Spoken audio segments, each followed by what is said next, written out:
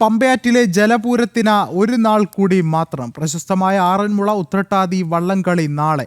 52 പള്ളിയോടങ്ങളാണ് ജലമേളയിൽ മാറ്റുരയ്ക്കുന്നത്. കൂടുതൽ വിവരങ്ങളുമായി പത്തനംതിട്ടയിൽ നിന്നും PR ഗോകുൽ, അരുൺ കൊടുങ്ങൂർ, ഗൗതം അനന്തനാരായണൻ എന്നിവർ ചേരുന്നുണ്ട്. ഗോകുൽ, എന്തായാലും ആവശ്യകരമായി ഇനി അറിയാനുള്ളത് അതുതന്നെയാണ്. ആറന്മുളയിൽ നിന്നുള്ള ഏറ്റവും പ്രധാനപ്പെട്ട വിശേഷം അതുതന്നെയാണ്. പമ്പയാറ്റിലെ ഓളപ്പരപ്പിലെ ആ ഒരു ആവശ്യത്തിനായിട്ടുള്ള ഒരു കാത്തിരിപ്പ് തന്നെയാണ്. എത്രത്തോളം പുരോഗമിക്കുകയാണ് ഒരുക്കങ്ങൾ?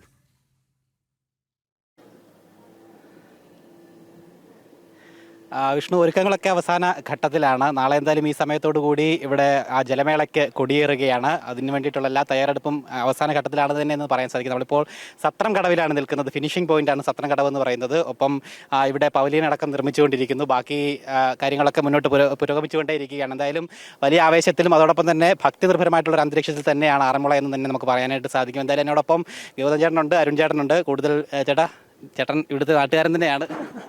അല്ല, നാട്ടുകാരെന്ന് വെച്ചാൽ പത്തനംതിട്ട ജില്ലയാണെന്നേ ഉള്ളൂ. എനിക്ക് സ്വന്തമായിട്ട് പള്ളിയോടമുള്ള കാര്യമല്ല. എങ്കിലും 9 വർഷങ്ങൾക്ക് ശേഷം ആദ്യമായിട്ടാണ്. അതെ. എങ്കിലും നമ്മളെ പത്തനംതിട്ടക്കാരെ സംബന്ധിച്ചിടത്തോളം നമ്മളെല്ലാം പത്തനംതിട്ട ജില്ലക്കാരാണ്. നമുക്ക് വലിയൊരു അഭിമാനമാണ് ആറന്മുളയിലെ ഉത്രട്ടാതി ജലമേള എന്ന് പറയുന്നത്. ഗോകുൽ നേരത്തെ സൂചിപ്പിച്ചതുപോലെ ഈ ജലമേളയുടെ ഏറ്റവും വലിയ സവിശേഷത എന്നത് മത്സരം എന്നതിനപ്പുറത്തേക്ക് ക്ഷേത്രവുമായി ബന്ധപ്പെട്ടുകൊണ്ട്, ഒരുപക്ഷെ കേരളത്തിലെ പ്രബലമായ എല്ലാ ജലമേളകളും ക്ഷേത്രാചാരവുമായി ബന്ധപ്പെട്ട് തന്നെയാണ് തുടങ്ങിയത്. ഇപ്പം നമ്മുടെ വള്ളംകളി തുടങ്ങുന്നത് തന്നെ ശരിക്കും പറഞ്ഞാൽ ചമ്പക്കുളം മൂലം വള്ളംകളിയോട് കൂടിയാണ്. മൂലം വള്ളംകളിയുടെ ചരിത്രം അത് ശ്രീകൃഷ്ണസ്വാമി ക്ഷേത്രത്തിന്റെ, അമ്പലപ്പുഴ ശ്രീകൃഷ്ണസ്വാമി ക്ഷേത്രത്തിന്റെ പ്രതിഷ്ഠയുമായി ബന്ധപ്പെട്ട് തുടങ്ങിയിട്ടുള്ളൊരു വള്ളംകളിയാണ്. പക്ഷെ പിന്നീട് അതിന് കാലക്രമേണ അത് മത്സരത്തിലേക്ക് മാത്രം ഒതുങ്ങുകയും ആചാരാനുഷ്ഠാനങ്ങളിൽ പിന്നോട്ട് പോവുകയും ചെയ്തു. പക്ഷേ ആറന്മുളയുടെ ഏറ്റവും വലിയ സവിശേഷത എന്നത് പറയുന്നത് പതിറ്റാണ്ടുകളായി തന്നെ ആചാരാനുഷ്ഠാനത്തിന് ഏറ്റവും വലിയ പ്രയോറിറ്റി കൊടുക്കുകയും മത്സരത്തിന് പ്രാധാന്യമുണ്ട്, പക്ഷേ ഏറ്റവും കൂടുതൽ പ്രാധാന്യം ഐതിഹ്യത്തിനും അതോടൊപ്പം തന്നെ ആചാരാനുഷ്ഠാനങ്ങൾക്കുമാണ് എന്നത് തന്നെയാണ് ആറന്മുള ഉത്രട്ടാതി ജലമേളയുടെ ഏറ്റവും വലിയ സവിശേഷത എന്നത് തന്നെ. തീർച്ചയായും അത് തന്നെയാണ്. ഈ ഒരു ആചാര അനുഷ്ഠാനങ്ങളിൽ വള്ളപ്പാട്ടിൽ, വഞ്ചിപ്പാട്ടിൽ അതിലൊരു തരി പോലും വ്യത്യാസമില്ലാതെ പൂർവികർ പകർന്നു നൽകിയ അതേ പാഠം പിന്തുടർന്നു കൊണ്ട് പോകുന്ന, അത് ആഘോഷമുണ്ട്, അതോടൊപ്പം തന്നെ മത്സരമുണ്ട്.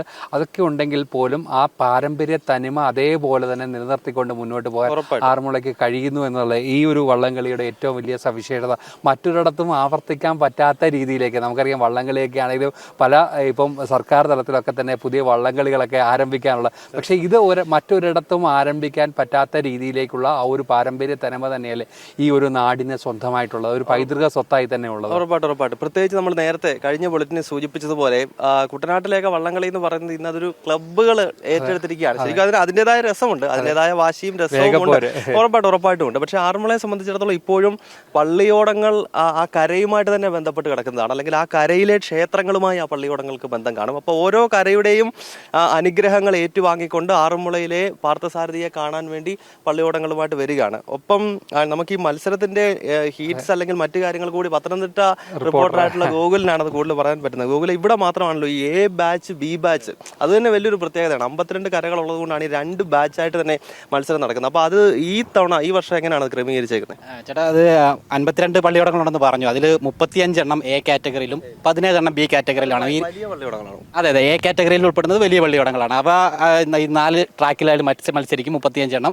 അതിൽ ഈ ആദ്യം എത്തുക എന്നുള്ളതല്ല, ഈ 35 എണ്ണം മത്സരിക്കുന്നതിൽ ഏറ്റവും കുറഞ്ഞ സമയത്തിൽ ഫിനിഷ് ചെയ്യുന്ന 4 പള്ളിയോടങ്ങളായിരിക്കും ഫൈനലിലേക്ക് വരുന്നുണ്ടാവുക. B കാറ്റഗറിയിലും സമാനമായി തന്നെ മത്സരങ്ങൾ നടക്കും. അങ്ങനെ A B കാറ്റഗറിയിൽ 4 പള്ളിയോടങ്ങളായിരിക്കും ഫൈനലിൽ മത്സരിക്കുന്നുണ്ടാവുക.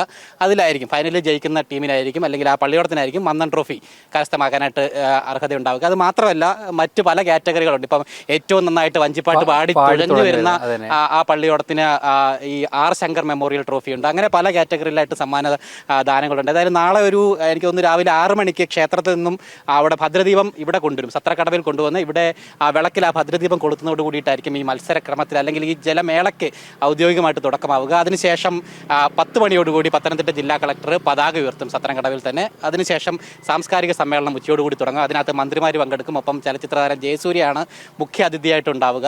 അതിനുശേഷം ഇവിടെ നിന്നും ഈ 52 പള്ളിയോടങ്ങൾ പള്ളിയോടങ്ങളും ഈ സത്രംകടവിൽ അണിനിരന്നുകൊണ്ട് ഇവിടുന്ന് ഒരുമിച്ച് അങ്ങോട്ടേക്ക് ആ സ്റ്റാർട്ടിംഗ് പോയിന്റിലേക്ക് ഒരു ഘോഷയാത്രയാണ്. ഇത് ഏറ്റവും മനോഹരമായ ഒരു കാഴ്ച കൂടിയാണ്. ആ ഈ 52 പള്ളിയോടങ്ങളും ഒരുപോലെ ഇവിടെ നിന്നിട്ട് ഒരു ഘോഷയാത്ര, അതാണ് ഈ ഒരു വള്ളംകളിയുടെ ഏറ്റവും നയനാനന്ദകരമായ ഒരു കാഴ്ച എന്ന് നമുക്ക് പറയാൻ പറ്റും. അവിടെ ചെന്ന് കഴിഞ്ഞിട്ടാണ് പിന്നീട് മത്സര വള്ളംകളി അവിടെ നിന്നും സ്റ്റാർട്ടിംഗ് പോയിന്റിൽ നിന്നും ആരംഭിക്കും. അതിന് വേണ്ടിയിട്ടൊക്കെയാണ് എല്ലാവരും എന്തായാലും കാത്തിരിക്കുന്നത്. ഈ പള്ളിയോടങ്ങൾക്ക് നിരവധി പ്രത്യേകതയാണ്. സാധാരണ വള്ളമല്ല ഈ പള്ളിയോടം. എനിക്ക് തോന്നുന്നു അതിൻ്റെ ഒരു 1% മാത്രമേ ജലത്തിൽ മുട്ടി നിൽക്കുന്നുള്ളൂ. ബാക്കി 2 ഭാഗവും ജലത്തിൽ നിന്ന് ഉയർന്നു നിൽക്കുകയാണ്. അപ്പോൾ അതിനെ ഒരു ഭക്തിപൂർവ്വമാണ് തീർച്ചയായിട്ടും അവിടെ ആൾക്കാർ കാണുന്നില്ല. ഉറപ്പായിട്ടും. അതായത് പള്ളിയോടങ്ങൾ എന്ന് തന്നെയാണല്ലോ നമ്മളതിനെ വിശേഷിപ്പിക്കുന്നത്. അതായത് കേരളത്തിൽ ഒരുപാട് ജലമേളകൾ നടക്കുന്നുണ്ട്. അതിൽ മത്സരിക്കുന്ന വള്ളങ്ങളെയൊക്കെ കളിവള്ളങ്ങൾ എന്ന് പറയുമ്പോൾ ആറന്മുളയിലേക്ക് എത്തുന്ന സമയത്ത് നമ്മൾ പള്ളിയോടങ്ങൾ എന്ന് പറയുന്നത് തന്നെ പാർത്ഥസാരഥിയുടെ സാന്നിധ്യം ഓരോ വള്ളങ്ങളിലും ഉണ്ട് എന്നതാണ് കരക്കാരുടെ വിശ്വാസം. അതിനാൽ പാർത്ഥസാരഥി പള്ളി ഉറങ്ങുന്ന ഓടം എന്നതാണ് പള്ളിയോടം എന്ന വാക്കിന്റെ അർത്ഥം തന്നെ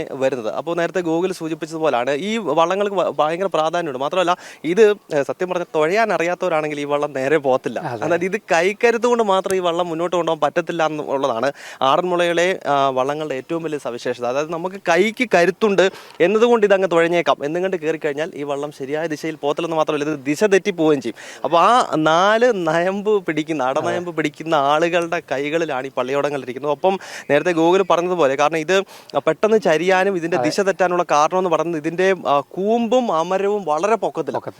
കുട്ടനാട്ടിലെ വള്ളങ്ങളെ സംബന്ധിച്ച് കൂമ്പിലിരിക്കുന്ന ആളുടെ കാലുകൾ വെള്ളത്തിൽ മുട്ടിയാണ് പോകുന്നത്. പക്ഷേ ഇതിന്റെ കൂമ്പിലിരിക്കുന്ന ആൾ ഒരു 2 നില കെട്ടിടത്തിന്റെ മുകളിൽ ഇരിക്കുന്നത് പോലെയാണ്. അപ്പൊ അത്രത്തോളം കൺട്രോൾ ചെയ്ത് മാത്രം കൊണ്ടുപോകാൻ പറ്റുന്ന ഒന്നാണ്.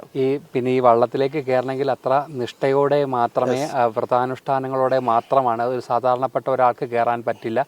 അത്ര ഒരു നിഷ്ഠയോടെ മാത്രമേ ഈ വള്ളത്തിലേക്ക് കയറാൻ പറ്റുള്ളൂ. യെസ് അത് അങ്ങനെ തന്നെയാണ്. കാരണം ഈ ക്ഷേത്രവുമായി ബന്ധപ്പെട്ട് കിടക്കുന്നത് കൊണ്ടും അതോടൊപ്പം തന്നെ ഈ ഈശ്വര ചൈതന്യം ഈ പള്ളിയോടത്തിൽ ഉണ്ട് എന്ന് വിശ്വസിക്കുന്നത് കൊണ്ടും അതുകൊണ്ട് തന്നെ മുണ്ടും അതോടൊപ്പം തന്നെ തോർത്തും ഒക്കെ എടുത്തുകൊണ്ടാണ് തുഴച്ചിൽക്കാർ സ്വാഭാവികമായിട്ടും കയറുന്നത്. ഒപ്പം അതിന്റെ അമരത്ത് നമുക്കറിയാം, അമരച്ചാർത്തിൽ ഓരോ കരകളുടെയും ഉടയാടകൾ, അവിടുത്തെ കരദേവതകളുടെയും ദേവീദേവന്മാരുടെയും ഉടയാടകൾ ചാർത്തിയിരിക്കുന്നത് കാണാൻ സാധിക്കും. അതുപോലെ തന്നെ ആറന്മുള ക്ഷേത്രത്തിൽ വഴിപാടായി കിട്ടുന്ന സ്വർണ്ണ കുമളകൾ ഇപ്പം ചില പള്ളിയോടങ്ങളുടെ അമരത്ത് ചാർത്തിയിരിക്കുന്നത് കാണാൻ സാധിക്കും. മുത്തുക്കടകളുണ്ട്. അപ്പം തീർച്ചയായിട്ടും ഇത് ക്ഷേത്രവുമായി ബന്ധപ്പെട്ട് നിൽക്കുന്ന ഒരു ആചാരമാണ്. അത് തന്നെയാണ് ആറന്മുളയിലെ ഉത്രട്ടാതി ജലമേളയെ വ്യത്യസ്തമാക്കുന്നത്. അതന്നെയാണ് തീർച്ചയായിട്ടും. അതുകൂടാതെ തന്നെ എനിക്ക് തോന്നുന്നു ഈ പള്ളിയോടങ്ങൾ ഉണ്ടായത് എനിക്ക് തോന്നുന്നു ഈ ആറന്മുള ഈ തിരുവോണത്തോണിയുടെ വരവായിട്ട് ബന്ധപ്പെട്ടാണ്. ഈ മങ്ങാട്ട് പട്ടതിരിപ്പാട് തിരുവാറന്മുള അപ്പനുള്ള തിരുവോണ വിഭാഗങ്ങളുമായിട്ട് വരുമ്പോൾ അതിനെ എനിക്ക് തോന്നുന്നു ഒരു തവണ ഇത്തരത്തിൽ ഈ കരയിലുള്ള മാടമ്പിമാരായിട്ടുള്ള കരപ്രമാണിമാരായിട്ടുള്ള കോവിലന്മാരാണെന്നാണ് അവർ അറിയപ്പെടുന്നത്. അവർ ഈ മങ്ങാട്ട് പട്ടതിരിയുടെ വള്ളത്തെ ആക്രമിച്ചു. അപ്പോൾ അവനെ രക്ഷിക്കാൻ വേണ്ടിയിട്ട് കരയിലുള്ള മറ്റ് കരനാഥന്മാർ അവരുടെ വള്ളത്തിൽ വന്നുകൊണ്ട് അവരെ തുരത്തി ഓടിക്കുന്ന ഒരു സംഭവം ഉണ്ടായിട്ടുണ്ട്. അതിനെ പിന്തുടർന്നാണ് പിന്നീട് അത് പള്ളിയോടങ്ങളായിട്ട് ആ തിരുവോണത്തോണി അകമ്പടി സേവിച്ചുകൊണ്ട് വരുന്നൊരു ചടങ്ങുണ്ടായെന്നാണ് പറയുന്നത്. അതുകൂടാതെ അവർക്ക് വേണ്ടിയിട്ടുള്ള ഭക്ഷണമാണല്ലേ വള്ളസദ്യയായിട്ട് പിൽക്കാലത്ത് വരുന്നതും. പിന്നീട് അവരിവിടെ വന്നതിന് ശേഷം ആ പള്ളിയോടങ്ങളെ കൂടുതൽ ആളുകൾക്ക് കാണുന്നതിന് വേണ്ടിയിട്ട് ഒരു ജലമേള അല്ലെങ്കിൽ ഒരു ജലക്രീഡ എന്നുള്ള രീതിയിൽ പള്ളിയോടങ്ങളുടെ മത്സരക്രമമൊക്കെ വന്നു എന്നാണ്. അങ്ങനെ നിരവധിയായിട്ടുള്ള ഐതിഹ്യങ്ങളും ആചാരങ്ങളും ഒക്കെ കൊണ്ട് സമ്പന്നമാണ് ഈ ആറന്മുള എന്ന് പറയുന്നത്. എന്തായാലും നമ്മളെല്ലാം കാത്തിരിക്കുന്നത് ആ ഒരു ജലമാമാങ്കത്തിന് വേണ്ടിയാണ്. നമ്മൾ കഴിഞ്ഞ ആഴ്ച ആലപ്പുഴ പുന്നമടയിലെ ജലമാമാങ്കം റിപ്പോർട്ട് ചെയ്തിരുന്നു. അതിനുശേഷം ഇവിടേക്ക് എത്തുന്നു. എന്തായാലും ഏറ്റവും തനിമയോടെ, ഏറ്റവും ഭംഗിയോടെ, ഏറ്റവും പ്രൗഢമായി പാരമ്പര്യ പ്രൗഢിയിൽ നടക്കുന്ന ആ ജലോത്സവത്തിനോടുകൂടി ഓണം അവസാനിക്കുകയാണ്. മലയാളിയെ സംബന്ധിച്ചിടത്തോളം ഒരു വർഷം കാത്തിരിക്കുന്ന ഓണം ഉത്രട്ടാതിയിലെ ജലമേളയോട് കൂടിയാണ് അവസാനിക്കുന്നത്. അപ്പം ഇതിന്റെ ഏറ്റവും പ്രധാനപ്പെട്ട പ്രാധാന്യം ഇപ്പൊ ഗൂഗിൾ സൂചിപ്പിച്ച ഒന്നാണ് തിരുവോണത്തോണിയുടെ വരവ്. ഇത് നമുക്ക് ലോകത്ത് വേറെങ്ങും തന്നെ കാണാൻ സാധിക്കത്തില്ല. ഉത്രാടം നാളിൽ രാത്രിയിൽ മങ്ങാട്ട് പട്ടത്തിരി വരുന്നു. അതിനകമ്പടി സേവിച്ചുകൊണ്ട് 52 പള്ളിയോടങ്ങൾ ഈ പമ്പാ നദിയിലൂടെ എത്തി തിരുവോണ പുലർച്ചെ വെളുപ്പിന് 6 മണിക്ക് ഒരു മനോഹര ദൃശ്യം കൂടിയാണ്. എന്തായാലും നാളത്തെ ദിവസം കേരളത്തെ സംബന്ധിച്ചിടത്തോളം ഏറ്റവും ശ്രദ്ധാകേന്ദ്രം എന്ന് പറയുന്നത് തിരുവാറന്മുളയപ്പന്റെ സാന്നിധ്യത്തിൽ നടക്കുന്ന ഈ ജലമേള തന്നെയാണ്. അത് ഏറ്റവും ഫിനിഷിംഗ് പോയിന്റിലാണ് നിൽക്കുന്നത്. ഇവിടെ നാളേക്ക് ഒരു വലിയ ജനസഞ്ചയം തന്നെ തന്നെ നിൽക്കുന്നു. നാളെ കൂടെ വള്ളസദ്യ ഉള്ളൂ. അടുത്ത വർഷം വരെ കാത്തിരിക്കണം. എന്തായാലും സദ്യക്ക് അതുപോലെ തന്നെ നിരവധി പ്രത്യേകതകളുണ്ടല്ലേ. എനിക്ക് തോന്നുന്നു ഏറ്റവും കൂടുതൽ വിഭവങ്ങൾ വിളമ്പുന്ന ലോകത്തിലെ തന്നെ ഒരു ആഹാര ഇതാണ് 64 വിഭവങ്ങൾ. അതും ഏറ്റവും അത് പാടി ചോദിക്കുക എന്നൊക്കെ ഉള്ളത് വലിയ ആചാരമാണല്ലേ. അതിന്റെ എങ്ങനെയാണ് ജനത്തിന്റെ ചീഫ് എഡിറ്റർ തന്നെ ഇത്തവണ ഇവിടെ വന്ന് അതേപറ്റി വിശദീകരിക്കുന്നുണ്ടായിരുന്നു ഓണത്തോടനുബന്ധിച്ചുള്ള. അതെ. നിങ്ങൾക്ക് ഉണ്ണാൻ ഭാഗ്യം കിട്ടിയിട്ടുണ്ടോ നിലവിൽ ഓരോ വർഷവും വരുന്ന സമയത്ത് അങ്ങനെ ഒരു ഭാഗ്യം കിട്ടിയിട്ടുണ്ട്. എന്തായാലും ഇത്തവണ അതിനുള്ളൊരു ഭാഗ്യം ഉണ്ടാകും. എന്തായാലും അതിലേറ്റവും പ്രധാനപ്പെട്ടത് അതും ഒരു ദൈവിക ചടങ്ങായിട്ട്, കേവലം ഭക്ഷണത്തിനപ്പുറത്തേക്ക് വള്ളസദ്യ എന്നത് ഭഗവാനൊപ്പം ഇരുന്ന് കഴിക്കാൻ കഴിയുന്ന ഒന്നായിട്ടാണ് മനസ്സിലാക്കുന്നത്. എന്തായാലും ആ ഒരു വഴിപാട്, അത് ഒരു വള്ളസദ്യ, അത് ലോക പ്രശസ്തിയിലേക്ക് തന്നെ എത്തിയിട്ടുണ്ട്. അങ്ങനെ ഒരു വലിയൊരു പ്രത്യേകത കൂടി ആ ചടങ്ങിനുണ്ടല്ലേ?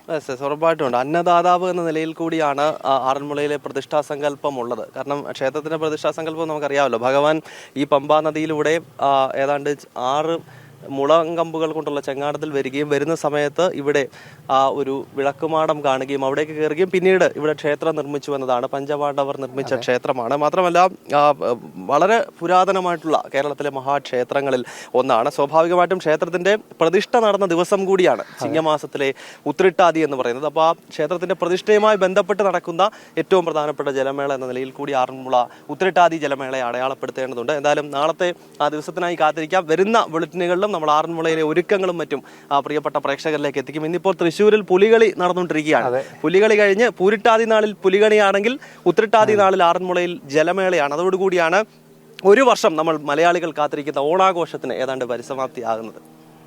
എന്തായാലും ആറന്മുളയിലെ ഓളപ്പരപ്പിന്റെ ആവശ്യത്തിലുള്ള കാത്തിരിപ്പ് തന്നെയാണ്. ഒരുക്കങ്ങളെല്ലാം പൂർത്തിയായിരിക്കുന്നു. നാളെയാണ് ജലപൂരം നടക്കുക. എന്തായാലും PR ഗോകുൽ, അരുൺ കൊടുങ്ങൂർ, ഗൗതം അനന്തനാരായണൻ എന്നിവരാണ് വിശദമായ വിവരങ്ങളും നൽകിയത്.